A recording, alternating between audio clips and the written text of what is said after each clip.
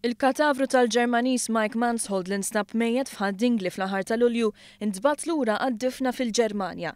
Iżda l-awtoritajiet mhux qed iqisu l-każ bħala wieħed magħluq hekk kif il-basket li l-ġuvni dejjem kien iġorr fuq persuntu għadu ma nstabx.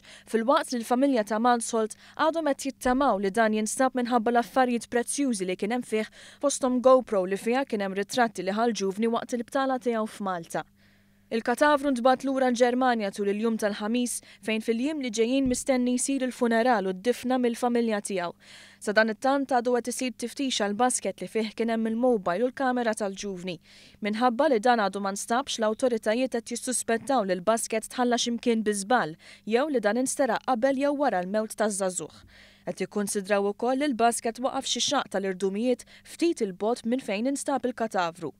Mansholt li kellu bi 17-il sena nstab mejjed fl-irdumijiet ta' Haddingli fid-29 ta' Lulju wara li kien irrapportat nieqes għal 4 ijiem. Il-katavru nstab mingħajr żarbun ftit metri l-bogħod minn rota li kera qalb tala f'Malta.